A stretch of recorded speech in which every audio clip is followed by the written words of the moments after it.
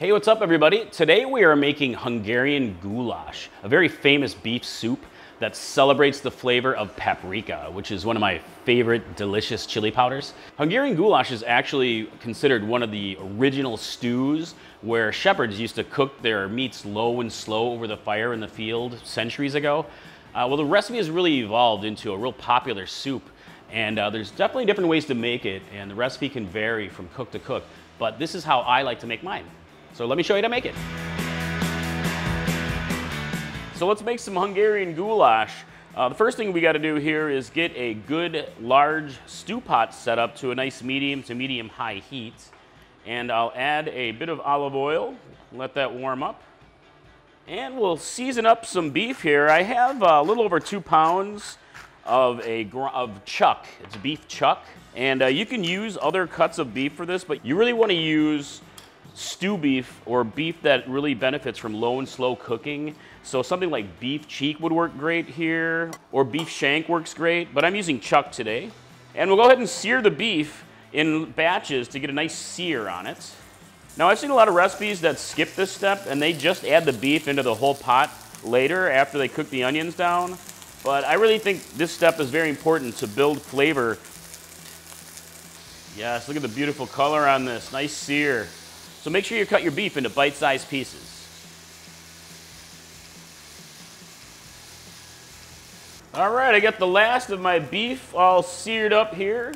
So next I'm going to reduce the heat a little bit to more medium heat, and we'll add 1 large onion chopped to the pot here. We're going to cook this down for about 5 minutes, really to soften it up. You don't want to get too much browning char on your onion. You want it to just more sweat. All right, I got my onion softening up nicely. So I'm going to turn off the heat for just a minute for this next step. So the next step really here is all about the paprika. Paprika is really the key here. This is Hungarian paprika that I brought back from Budapest. Excellent stuff. And I'm using a mixture of sweet and hot paprika. So I'm going to go and stir in a 1/4 cup of paprika here into the pot. And there's a lot of paprika, but that's what it's all about, all that flavor right there. So we turned off the heat because you don't want to scorch your paprika. It's a gentle ingredient, and you really just want to let it bloom a bit. And I'm really just mixing this. I'm going to let it cook for about a minute or so in the residual heat here from the pan. All right, this is nicely mixed, and it's smelling delicious in here. I love it. So I'm going to turn my heat back on, and we'll add garlic. I have 4 cloves of garlic minced, and I also have 2 good-sized bell peppers. I have a yellow and a red, but you can use any color. Green is great here, orange, any bell peppers you want. And of course, you can use hotter peppers if you'd like, but that's not really traditional, but this is your recipe, my friends. And I also have a couple of good-sized tomatoes chopped. And we can return our beef here, our cubed stew beef, into the pot. And I also have a half teaspoon of caraway seeds. I don't always use caraway, but it's very, very popular with goulash, Hungarian goulash. And I also have 3 cups of beef stock here. I'm gonna go ahead and pour it in. All right, I'm gonna tuck this meat down a little bit. And last but not least, a couple of bay leaves here.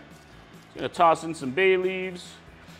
And all right, so we're gonna go ahead and cook this down for a good 1.5 hours. Let it cook low and slow. Bring it to a boil and reduce the heat to a nice low simmering heat. And you can stir it up a little bit every now and then. But after an 1.5 hours, the meat really should be nice and soft. But if it's not, just keep cooking a bit longer. But all right, let's come back in an 1.5 hours and we will continue with our Hungarian goulash. Oh, don't forget some salt and pepper. Salt and pepper to taste. So at this point, you can actually serve the dish. In Hungary, there's a dish called perkult, and it's really just a seasoned stewed beef that you often serve over noodles. But Hungarian goulash is actually more of a soup, so we're gonna add a little bit more stock and some vegetables and really bring out that awesome flavor. So you might not think that Hungarian cuisine is spicy, but actually it really can be. And funny story, so when we were in Budapest, we had a food guide bring us to a food market, and she told us a story about how her mother loves spicy food, so she would carry around a little packet of hot paprika to spice up all of her foods. So she was a total chili head, and I think I would have really liked her. All right, you can see the goulash here has really reduced. A lot of the liquid has reduced, so we have much more of a stew here at the moment. So now we're gonna keep cooking here, and I have about 3 large potatoes that I cubed, along with a couple of large carrots, scrubbed and sliced. You can stir this into the pot here. The potatoes are gonna thicken it up a little bit as well. So I'm gonna go ahead and add some water because we want this to be more soup-like for a good Hungarian goulash. But really, you can leave it this way if you want to and serve it as more of a stew because this is your recipe now. You can eat it however you want to. But I'm gonna have a bit more of a soup consistency, so let's add some water. I got a cup of water. You can add 2 cups if you want. Set this here, get it nice and mixed up. You can adjust for salt and pepper as well. But now go ahead and cover. And we're gonna simmer this for a good 20 minutes or so until the vegetables soften up. All right, let's take a look. Oh yes, look at that. Oh, deliciousness right here. Oh, it smells amazing, my friends. I think it is time to give it a taste.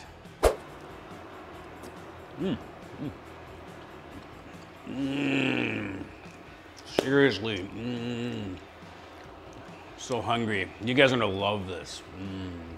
Hungarian goulash, my friends. I already know you're gonna love this recipe. And if you're interested in the history of Hungarian goulash, check out the recipe on the website, and I have a lot of that information there. Hey, if you're looking for more Hungarian recipes, check out my chicken paprikash recipe, or paprika chicken. Huge paprika flavor, and I think you'll love that one. Or if you're looking for more of a similar beef stew, you gotta check out my carne guisada recipe. It's very similar to this, but it's Mexican, and it'd be kind of cool if you could make both and really compare. So, all right, I'd love to hear your comments below, what you guys think of the recipe. And I definitely hope to see you in the kitchen next time. Mike from Chili Pepper Madness. Bye.